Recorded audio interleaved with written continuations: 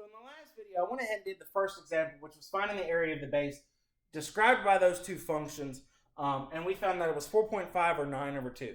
Now that I've said that, what I want to go ahead and do is start looking at the other examples, the new stuff, where I find the volume of the solid where these cross sections are different shapes. So notice the first cross section says it's a semicircle, so the first thing I need to do is remember what the area formula for a semicircle is. Remember, there were two of them that I wrote down.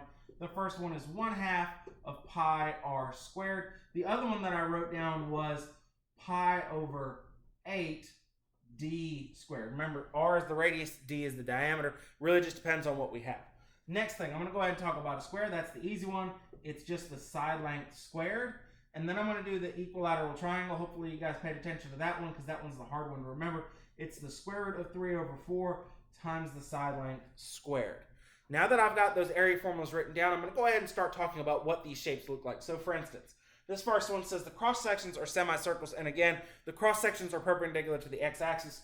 So if I look at this area right here, what's happening is I'm going to have these perpendicular semicircles kind of coming out of the board toward me that are perpendicular to this x-axis. So the wider it is, the kind of thicker or more out of the board, farther away from the board it gets.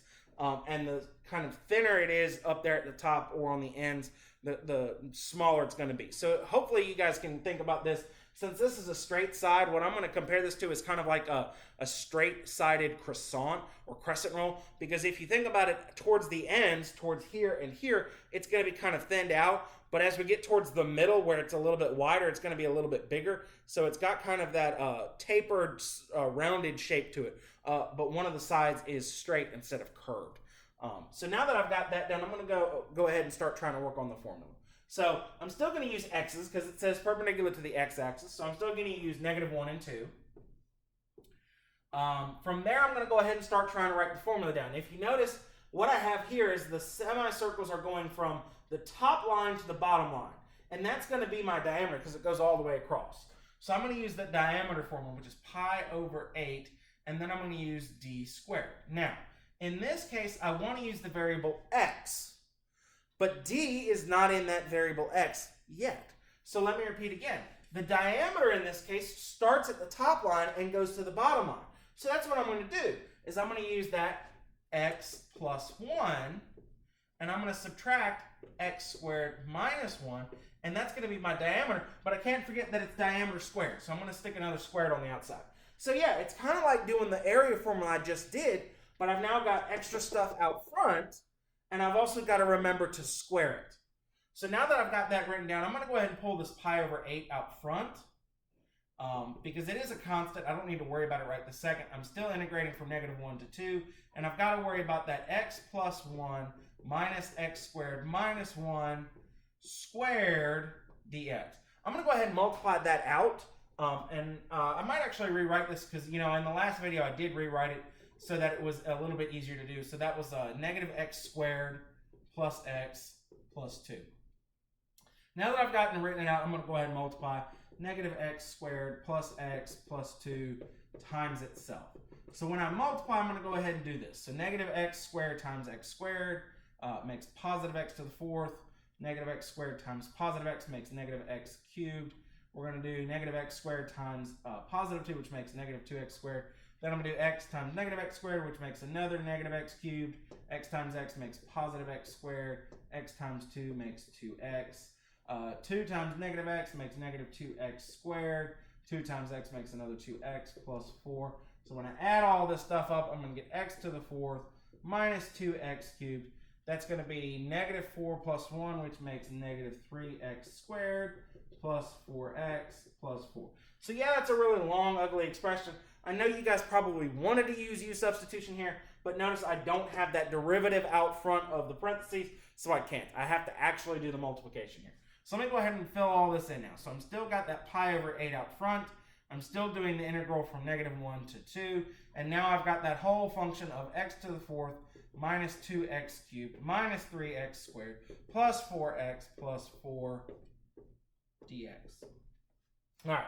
Now I'm ready to go ahead and start plugging stuff in, or at least doing the integral. So I'm going to have pi over 8 still on the outside. I'm just going to kind of leave it there and leave it alone for a little bit.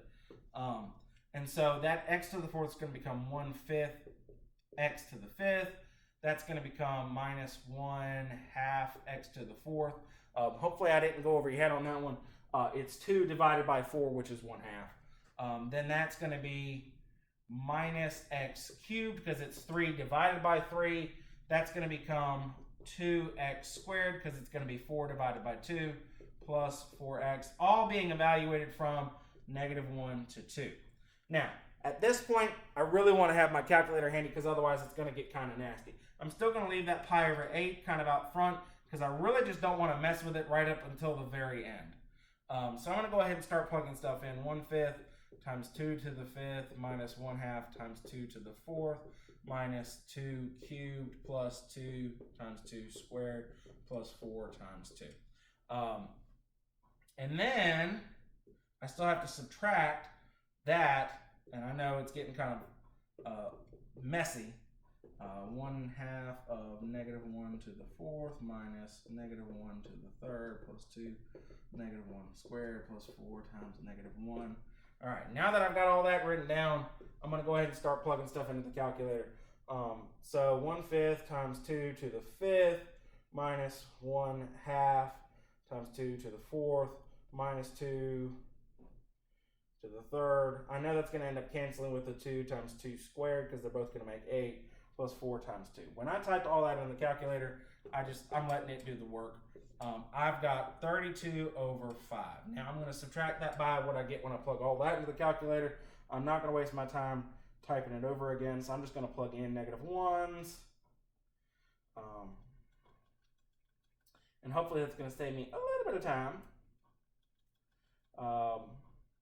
So when I plug in -1s, I get -17 over 10, so that's going to make positive, because, double negatives.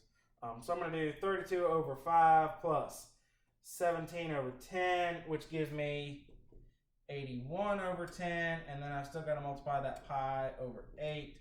So what is that going to be? 81 pi over 80 is my final answer. And yeah, I do need to include the pi. Make sure you remember that pi is an exact number. So just don't try to round it as a decimal. It's better off this way. Hopefully that helps with this example. I'm going to come back and do squares and equilateral triangles in just a second.